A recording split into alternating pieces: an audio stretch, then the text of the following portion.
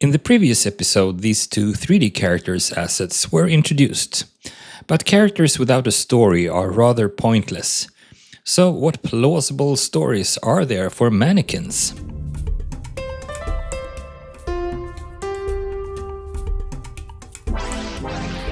A mannequin's birth could be a sci-fi story, a boy that starts to live. A mannequin's midlife could be a feel-good story or an adventure. And the death of a mannequin feels like a dystopia, a dark artist's tale on the human experience.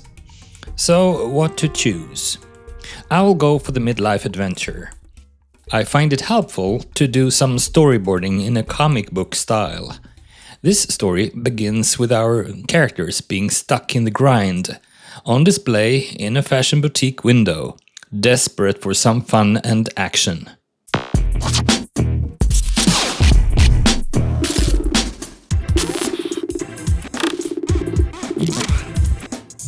This is Mix Photo and 3D. My name is Per Cadell, welcome to the channel.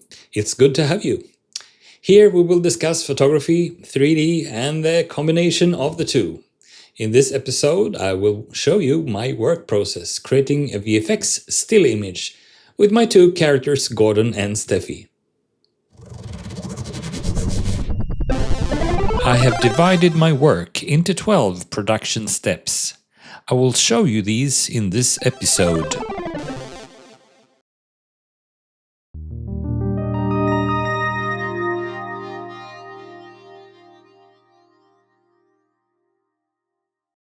The default starting point of a story with mannequins is their workplace, on display in a shopping window.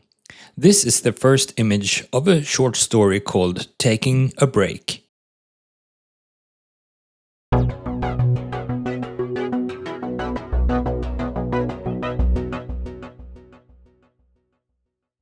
The 3D assets I need for this image are the following: Gordon and Steffi, of course, and then they need stands in glass and metal.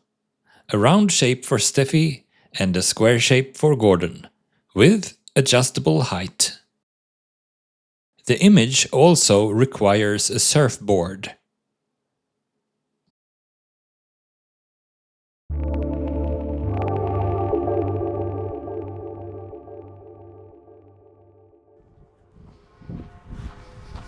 The first thing I had to do was to find a shop window that could fit my characters. Not here, too crowded. Not here. But hang on, what's going on here? An empty space for my characters. Here are the images I collected. And as you can see, I also captured a third image of the street and facade opposite of the shop window. This image flipped vertically will be added in compositing as a reflection on the window glass in front of the 3D characters.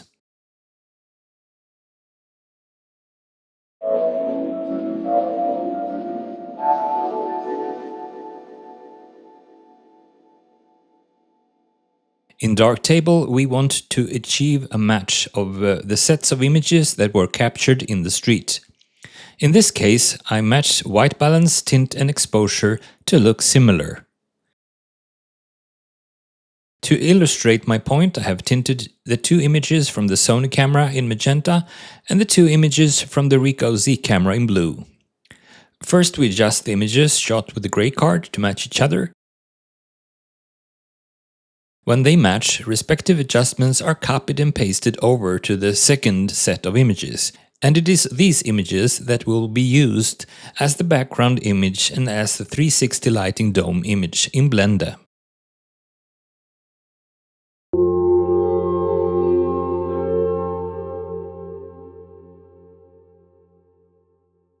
Next, we shall do camera matching to replicate my real camera's position and rotation in 3D space. I use a free tool for this called fSpy. The position of this 3-axis gizmo decides the placement of where we want the origin of the world coordinate system to appear in Blender. In this case, I position the origin at this corner.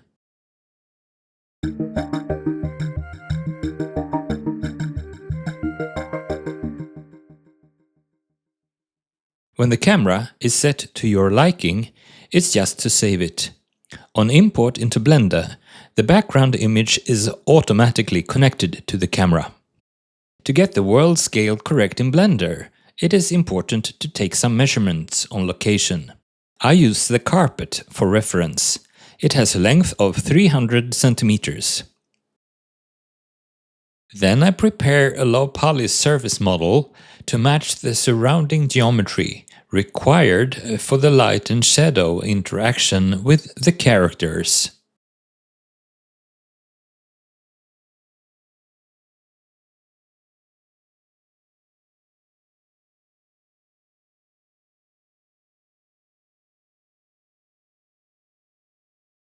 My characters have their default A pose at frame 20. I give the characters their final pose at frame 100 and set animation keys to store the poses. The purpose for this offset is to give some transition time for cloth simulation.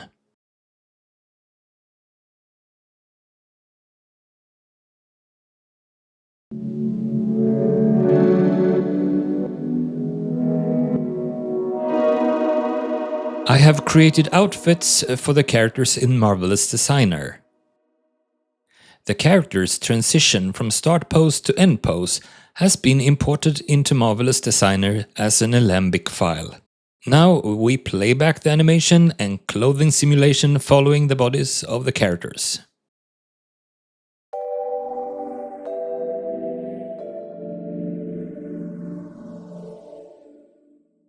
I keep the characters' wigs in a separate file and import them if needed. The wigs are parented to the head joints of the characters. I pose the hair manually. It gives more control.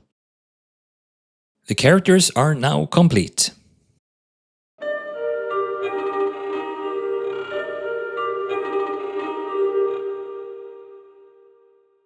So it's time to set up some lights.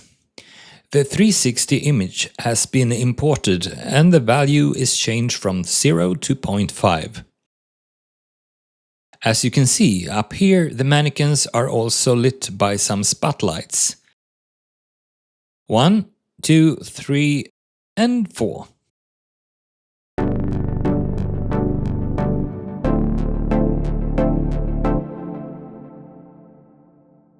I have saved the layers and the passes needed for this project into a single multi-layer EXR file, which is really handy. This is the beauty pass of the characters. The second layer is the indirect glossiness. And the third is the shadow catcher. That's it for this image.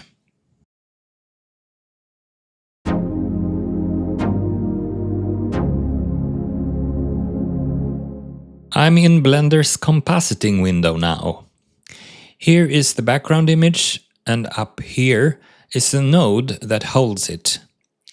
The next node contains the pass with the shadow catcher, which is multiplied over the background image, like this. This node contains the indirect glossiness, which is added over. And then we have a beauty pass of the characters, added with alpha over, up here. Let's zoom in a bit. As you can see, the window reflection of the street needs to be added over the characters. Here is the mirrored image that I prepared earlier for this particular purpose. To layer it on top of the characters only, we need to use the character's alpha mask. So we hook that up and add it over as a screen blending layer. There you go. I export this composited image for final grading.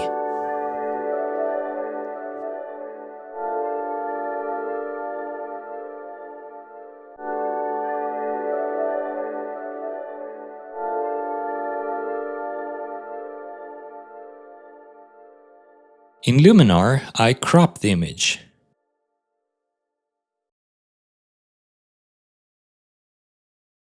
Tweak the curves, lights, and change the balance in the shadow colors.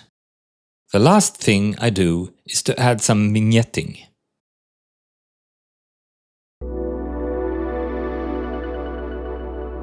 That's it. The image is ready. 3D takes time. There have been a lot of aspects to consider. Thank you for your patience. It has been good to have you. If you would like to see more of this content, please help the channel out by liking and subscribing. Thank you for watching. See ya!